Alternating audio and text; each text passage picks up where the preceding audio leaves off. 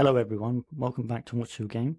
Today I want to talk a bit about the recent news that we got from various sources about the upcoming LEGO Batman game, Legacy of the Dark Knight, with its map size reportedly being significantly larger than that of Rocksteady's 2015's Batman Arkham Knight. We have a few articles here to go over, and some thoughts that players have about the game later on.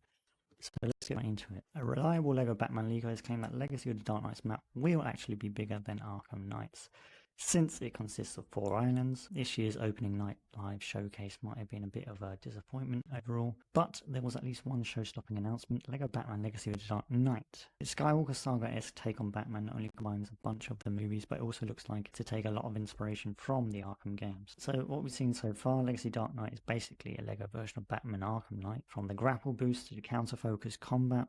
And if this reliable leaker is to believe, Legacy of Dark Knight will actually go further. As pointed out by Insider Gaming, Twitter user Lego TT News L, who was one of the first to report that Legacy of Dark Knight was in the works, has been sharing some information about the game since it was revealed. One of the most interesting tidbits comes from a tweet where the account claims that Legacy of the Dark Knight's map will actually be bigger than Arkham Knight's.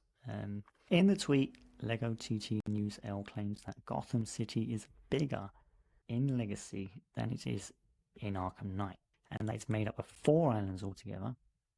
The biggest of those islands is South Island, and then the leaker went on to say that we've apparently only seen a little glimpse of what the game's starting island has to offer. Which is true, we don't really know much about the game outside of the trailers, and I think there is some gameplay footage on YouTube going around, but I haven't seen it personally. So in this article it goes on to say the game brings together many of Batman's iconic moments and entertainment from the Dark Knight and the Batman. Tell the ultimate origin story. It's every Batman's fan's dream, and if the news is true, it's going to get even better.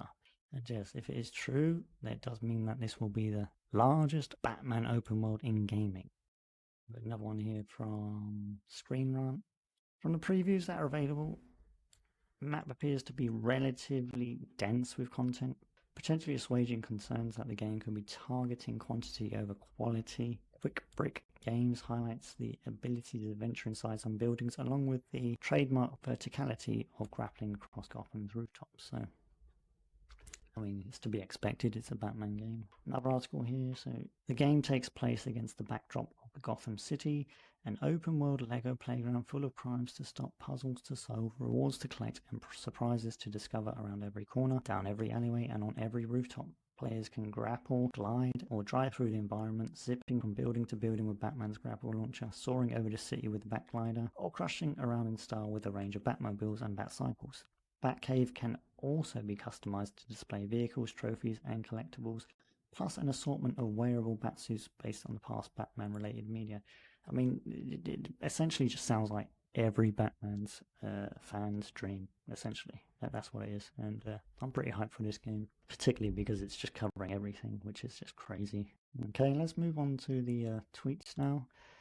So this comes from Lego Game News. Gotham City, Batman Legacy of Dark Knight is bigger than Batman Arkham Knight. Yep, game consists of 4 islands, with South Island being the largest. Yep, we know all that. It'd be a real fun if the game has better Batmobile controls and gameplay. Lego Games reply saying, "I've heard it's similar to Arkham Knight." Yeah, I don't know.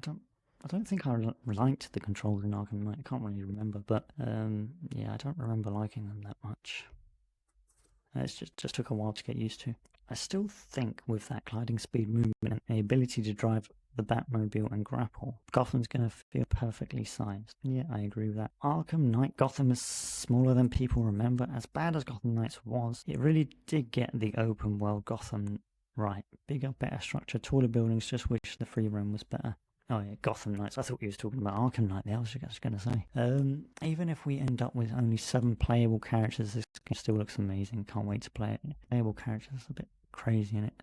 But, you know, there might be DLC later on down the line. I mean, depending on how well the game does. That could introduce more playable characters. Yeah, so any word if the Court of the Owls will be in here? That'd be a cool secret fight, or at least an encounter. Yeah.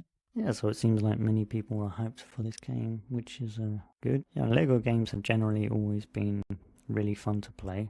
All of them, just like, it doesn't matter what Lego game, you know, it could be anything. Yeah, Lego games have always been just fun. It's fun times, you know. Yeah, don't take themselves too seriously and just I'm a big sucker for like collectibles and things, and I love all that kind of stuff. I love platforming games, so Lego Batman sounds like it's gonna be a vibe. Anyway, if you like the video, don't forget to like and subscribe, and thanks for watching.